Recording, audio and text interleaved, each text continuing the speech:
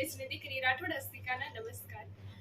કહેવાય છે ને કે પ્રદીપ્ય શક્તિ ધાયિકા પ્રસન્નતા વિધાયિકા સુખશ્રેયા સુધાવ્રતા સુચાર કર્મ ભૂષિતા સુપંચશીલ પાંચજન્ય ઘોષનંદિતમ પ્રજા પ્રણમ્યતામ પ્રવદ્યતામ ચ ભૂમિ વસુંધરા ચ ભૂમિ વસુંધરા. આજે જ્યારે આપણે આ વસુંધર ભૂમિ પર એકત્રિત થયા છીએ ત્યારે હું આપ સર્વને વર્તમાન સમયની અનિવાર્યતા એટલે કે મૂલ્ય શિક્ષણ વિશે થોડી વાતો કરીશ. મોટા ભાગમાં આપણે હમણાં જોઈએ તો માનવી એ શિક્ષણ અને સંસ્કાર આ બે બાબતોથી ખૂબ આગળ ચાલી રહ્યો છે. જીવનમાં આગળ વધવા માટે સારી રીતે શિક્ષિત હોવું અને સંસ્કારોથી ઘડિત હોવું એ ખૂબ જરૂરી માનવામાં આવે છે. કારણ કે જો આપણામાં સંસ્કાર હશે તો તેના દ્વારા જ આપણા ચારિત્રનું નિર્માણ થઈ શકશે. માટે આપણે સંસ્કાર અને શિક્ષણ આ બંને બાબતો મેળવવી ફરજિયાત બની ગઈ છે. આપણે જોઈએ તો વ્યક્તિએ પોતાના જીવનમાં જો તેની દિશા અને દશા બંને બદલવું હશે તો તેને શિક્ષણ અને સંસ્કાર આ બંને મેળવવું જરૂરી બનશે અને બનશે જ. આપણી સંસ્કૃતિમાં 16 સંસ્કારની વાત કરવામાં આવી છે ને એમાંનો એક સંસ્કાર એ છે વિદ્યારંભમ સંસ્કાર એટલે કે શિક્ષણનો સંસ્કાર. શિક્ષણ સાથે સંસ્કાર એ જ્ઞાન સાથે બુદ્ધિમત્તાની શીખ આપવાની એક રીત છે. આપણે શિક્ષણની વ્યાખ્યા જોઈએ તો સ્વામી વિવેકાનંદજીએ કહેલું છે કે માનવીની સંપૂર્ણ વ્યક્તિમાંનું પ્રગટીકરણ એટલે કે શિક્ષણ. કૌટિલ્યજી પણ કહે છે કે માનવીને ચારિત્રવાન અને જગતને ઉપયોગી બને તે છે શિક્ષણ. ને આવી તો ઘણી શિક્ષણની વ્યાખ્યાઓ આપણે જોઈએ કે જેમાં ભાષા શક્તિ, વિચાર શક્તિ અને સર્જન શક્તિનો સમાવેશ કરવામાં આવે છે તેને આપણે શિક્ષણ તરીકે ઓળખીએ છીએ. આધુનિક શિક્ષણના જન્મદાતા લોર્ડ મેકોલોને માનવામાં આવે છે ને ભારતના સર્વપ્રથમ કોઈ શિક્ષક એ સ્વામી વિવેકાનંદજી કે જેઓ બધાને ઉદ્બોધન આપીને કંઈક ને કંઈક શીખવાડતા હોય છે. ગુલામી પહેલાની શિક્ષણ વ્યવસ્થા જોઈએ તો તેમાં એક વૃક્ષ નીચે બેસીને શિક્ષણ આપવામાં આવતું હતું જેમાં વિદ્યાર્થીઓ તે શિક્ષણ મેળવતા હતા. રાજકુમાર અને રાજકુમારીઓને મહેલમાં શિક્ષણ આપવામાં આવતું હતું અને બાકીના વિદ્યાર્થીઓ ગામના કોઈ એક ખૂણે અથવા તો એક વૃક્ષ નીચે બેસીને શિક્ષણ મેળવતા હતા.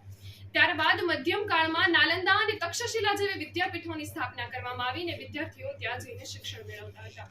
ને આ વિદ્યાપીઠોમાં કેવું શિક્ષણ હતું તો કે માતૃ દેવો ભવ, પિતૃ દેવો ભવ, આચાર્ય દેવો ભવ અને અતિથિ દેવો ભવનું શિક્ષણ આપવામાં હતું. એટલે કે તેને શિક્ષણની સાથે સંસ્કાર પણ આપવામાં આવતા હતા.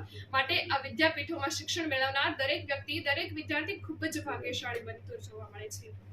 આજના સમયમાં શિક્ષણનું ખૂબ મહત્વ વધી ગયું છે. પણ શું હાલની શિક્ષણ પદ્ધતિ એટલી સક્ષમ છે? ના.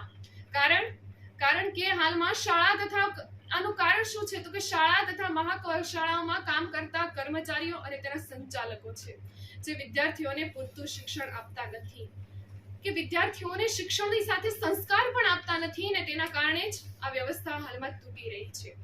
આના માટે માતા પિતા પણ જવાબદાર છે. હાલમાં માતા પિતા માટે તેના બાળક પાસે આટલો પણ સમય નથી કે જાણી શકે તે પોતાના બાળકોનું ભવિષ્ય કોના હાથમાં તેને સોંપી દીધું છે ને કેવા શિક્ષકના હાથમાં સોંપી દીધું છે. ને આના કારણે જ બાળક એ ભણે તો છે પણ ગણતો નથી. કહેવાય છે ને કે ભણ્યા પણ ગણ્યા નહીં. આ કહેવત અહીં આપણને ભૂલ સાબિત થતી જોવા મળે છે. આપણા જીવનમાં શિક્ષણનું ઘણું મહત્વ છે. વર્તમાન સમયની શિક્ષણ વ્યવસ્થા જોઈએ તો તેમાં મૂલ્ય શિક્ષણનું મહત્વ ઘણું બધું વધી ગયું છે. બાળકોને ફક્ત અંગ્રેજીમાં જ શિક્ષણ આપવું તે માન્યતા હાલમાં માતા પિતાઓમાંથી તે દુરાગ્રહ થઈ જશે. બાળકોને પોતાની માતૃભાષા હાલમાં હવે શીખી શકશે અને માતૃભાષા તે ફરજિયાત બની જતી જોવા મળશે. એના કારણે કોઈ પણ બાળક તેની માતૃભાષાથી વંચિત રહેશે નહીં. એક બાજુ જોઈએ તો માણસ એ અવકાશ તરફ પહોંચીને પોતાની દિશા સિદ્ધિ ઉપર લઈ જઈ રહ્યો છે અને બીજી બાજુ જોઈએ તો તે દિશા શૂન્ય થઈને શાંતિની શોધમાં ભટકી રહ્યો છે. આ થવા પાછળનું કારણ માત્ર એક જ છે કે તે આપણે સાંસ્કૃતિક વારસાથી વિખૂટો પડી ગયો છે. ભારતની અંદર ભાષાવાદ, કોમવાદ અને પ્રાંતવાદથી તે આપણો દેશ પીડાઈ રહ્યો છે અને આને દૂર કરવા માટે આપણે મૂલ્ય શિક્ષણ મેળવવું જરૂરી બનશે જ.